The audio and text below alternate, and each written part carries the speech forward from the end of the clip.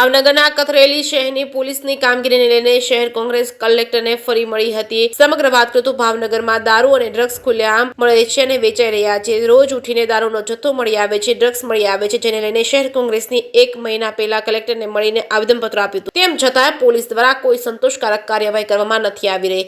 જે સંદર્ભે ફરી એકવાર શહેર અને જિલ્લા કોંગ્રેસ કલેક્ટર ઓફિસ ખાતે પહોંચી અને ભાવનગરમાં આસાનીથી મળતા ફેંકી પીણા અને વસ્તુઓ ઉપર પોલીસે કડક કાર્યવાહી કરે તેવી ઉગ્ર માંગ કરી છે। જે કેસની ગુજરાતી સાથે હિરેન ભાયાણી ભાવનગર શહેરમાં દારૂ અને સિન્થેટિક ડ્રગ નાર્કોટિક ડ્રગનું પ્રમાણ અત્યંત વધી ગયેલું છે।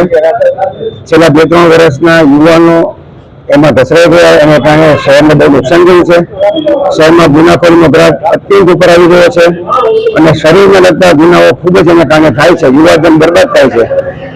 આ હેતુથી ભાવનગરમાં દારૂ અને ડ્રગનું વેચાણ બંધ થાય, એની ઉપર અંકુશ આવે એ માટે ભાવનગર શહેર કોંગ્રેસે અને જિલ્લા કોંગ્રેસના આગેવાનોએ સાથે રહી અને તારીખ 13 ઓગસ્ટ 2024ના રોજ માનનીય કલેક્ટર સાહેબશ્રીને એક આવેદનપત્ર આપેલ અને તે બધી તાત્કાલિક કાર્યવાહી કરવા માટે વિનંતી કરેલ।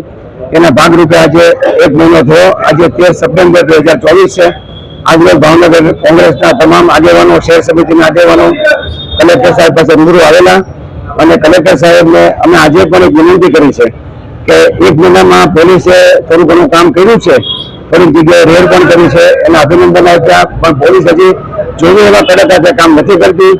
આ બધા દૂષણના મૂળ સુધી પોલીસ નથી પહોંચતી, એટલે કલેક્ટર સાહેબ છે એ એડમિનિસ્ટ્રેટિવ હેડ છે આખા ભાવનગર જિલ્લાના, એમને મેજિસ્ટ્રેટિવ પાવર કડક રીતે વાપરવા માટે આપણે વિનંતી કરી છે અને ભાવનગર શહેરમાં જ્યાં જ્યાં અલગ અલગ સરકારી હોસ્પિટલોમાં છૂટથી વ્યસનોનું વેચાણ થાય છે, વ્યસનો અવેલેબલ છે, એ બાબતેના બરાબર ફોટોગ્રાફ્સ આપ્યા છે અને અમને વિનંતી કરી છે કે જે જાહેર ઇમારતો છે, જાહેર ઓફિસીસ છે, ગવર્મેન્ટ ઓફિસીસ છે, ત્યાં તો એટલી સાબિતી બંધ કરવામાં આવે, ત્યાં હજારો માણસો રોજ જાય છે અને એના સ્વાસ્થ્ય પર પણ આની નુકસાની થાય છે।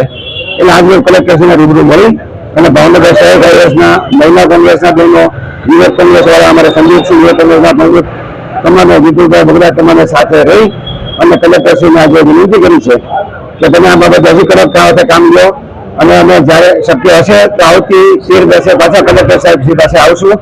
આશા છે કે તમે કલેક્ટર સાહેબશ્રીનો આભાર માનવા આવીએ કે અમે કડક હાથે કામ લઈ અને ભાવનગરમાં દૂષણ બંધ કર્યું છે અથવા તો ઓછું કર્યું છે।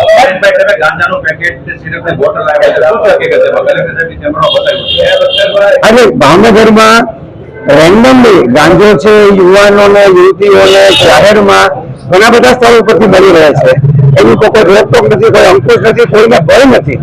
એટલે અમે કલેક્ટર સાહેબને કીધું છે કે જો આવી હોટલ અને ફાર્માસ્યુટિકલ ડિસ્ટ્રીબ્યુટર કંપનીઓ છે એ લોકો મેડિકલ સ્ટોર મારફત જે દવાઓ વેચે છે, અમુક રોગમાં કદાચ એ દવા કામની હશે, ઉપયોગી હશે, લાયસન્સી દવા છે, પણ એ દવા બેરોકટોક વેચાય છે અને મેડિકલ સ્ટોર વાળા પોતાના નાના એવા સ્વાર્થ માટેથી બેફામ દવાઓ વેચી અને કેટલા બધા યુવાનો અને ડ્રગ એડિક્ટેડ માણસોને નશામાં જ રાખે છે।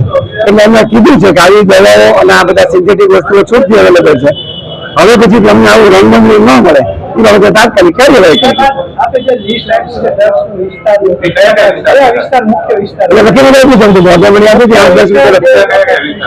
ગધેરિયા ફીલ્ડ છે, પછી આ બાજુ ચિત્રા બાજુના છે, કુંભારવાળા, ઘણા બધા વિસ્તારો છે, ભરતનગર છે, બધા વિસ્તારમાં મળે છે, ક્યાં નથી મળતું એમ।